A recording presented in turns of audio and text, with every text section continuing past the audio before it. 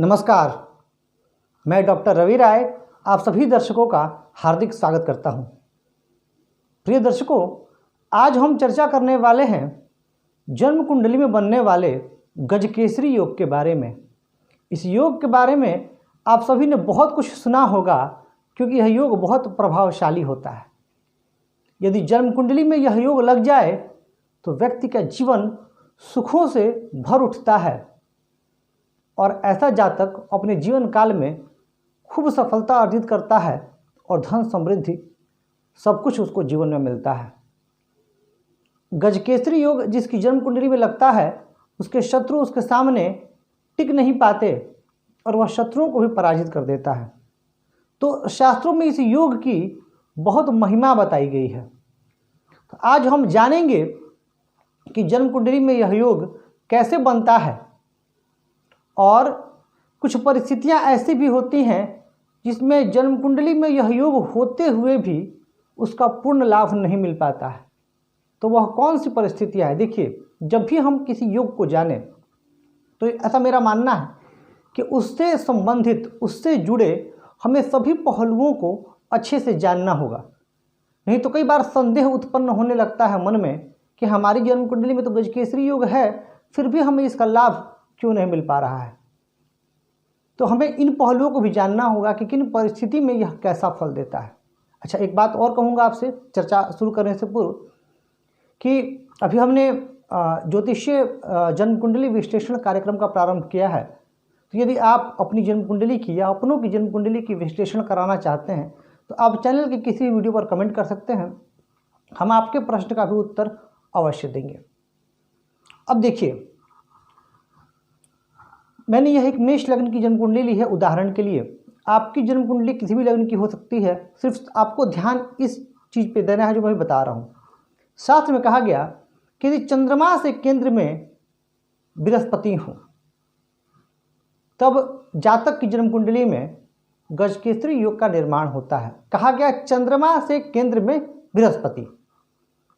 अब यहाँ अगर आप देखिए तो केंद्र भाव ये हैं, ध्यान से सुनिएगा, एक एक पहलू पर मैं बात करूँगा।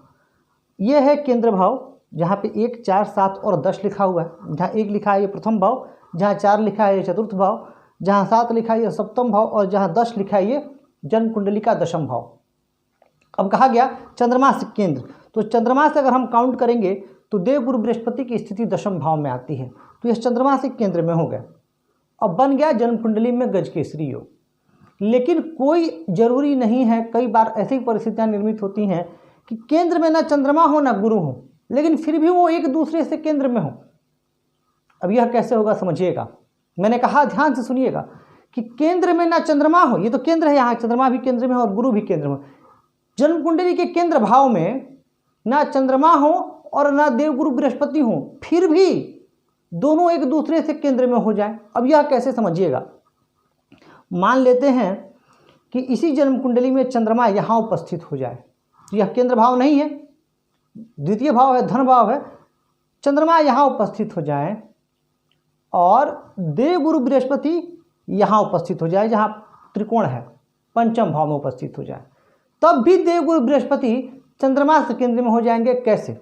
देखिए, यहाँ से काउंट कीजिए, 1, 2, 3, 4। तो यह बन गया गजकेसरी योग।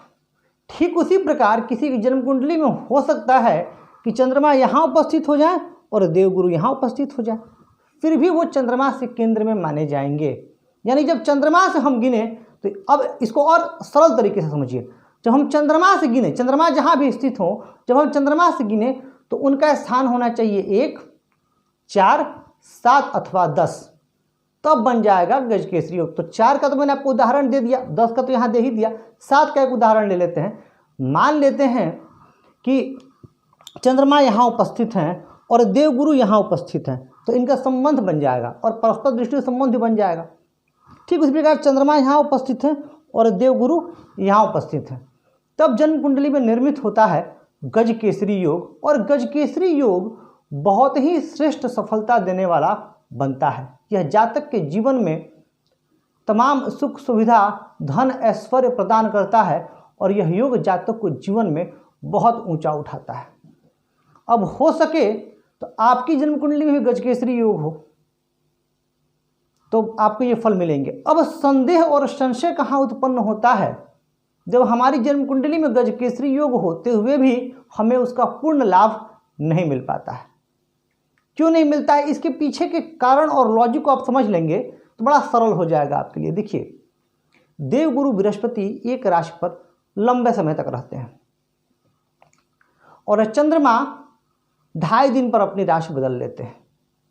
अब अभी वर्तमान में देवगुरु कुंभ राशि में संचरण कर रहे हैं और चंद्रमा हर 2.5 दिन पर राशि बदल रहे हैं। तो ऐसी कई बार संभावना बनेगी कि बहुत सारे व्यक्तियों की जन्म कुंडली में गजकेसरी योग लगेगा, लेकिन सबकी जन्म कुंडली में वैसा फल नहीं मिलेगा।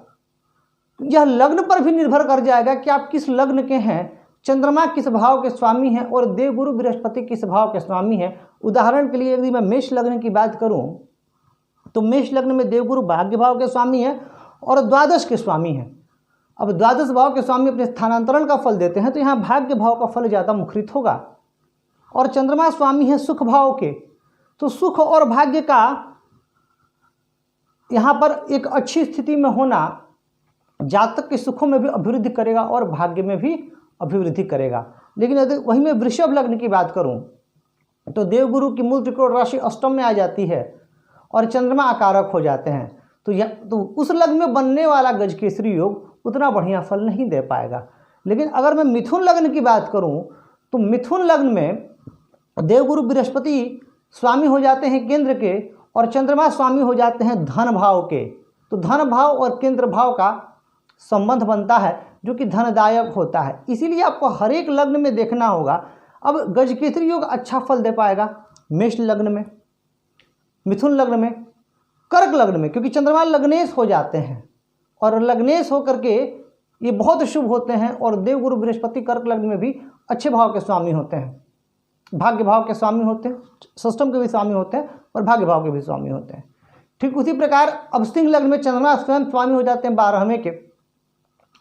वहीं अगर कन्या लग्न की जन्म कुंडली देखी जाए तो कन्या लग्न में भी अच्छा फल मिलेगा, क्योंकि कन्या लग्न में देवगुरु स्वामी केंद्र के और चंद्रमा स्वामी हो जाएंगे लाभ भाव के।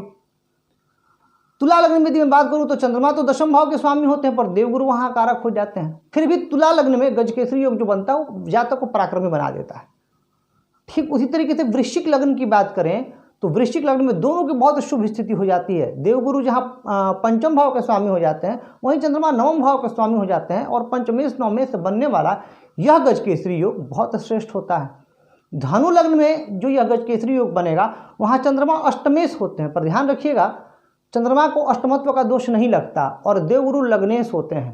तो यह गजकेसरी योग जो बनता है यह जातक को काफ़ी विद्वान बना देता है। वहीं मकर लग्न में देवगुरु अकारक होते हैं और चंद्रमा भी बहुत अच्छे भाव के स्वामी नहीं होते हैं, फिर भी केंद्र के स्वामी होते हैं।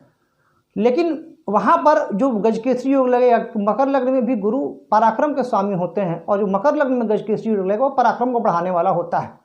ठीक उसी प्रकार से अगर मैं कुंभ लग्न की बात करूँ तो कुंभ लग्न में चंद्रमा स्वामी हो जाते हैं छठे भाव के और देवगुरु स्वामी हो जाते हैं लाभ भाव के। तो यहाँ पर जो गजकेसरी योग बनता है वो बहुत अच्छा फल नहीं दे पाता है। पर इसके विपरीत यदि मैं मीन लग्न की बात करूं तो मीन लग्न में देवगुरु स्वयं लग्नेश होते हैं और चंद्रमा स्वामी हो जाते हैं पंचम भाव के। और जब चंद्रमा पंचम भाव के स्वामी होंगे और जब लग्नेश और पंचमेश से गजकेसरी योग बनेगा तो यह बहुत श्रेष्ठ सफलता देने वाला हो जाता है।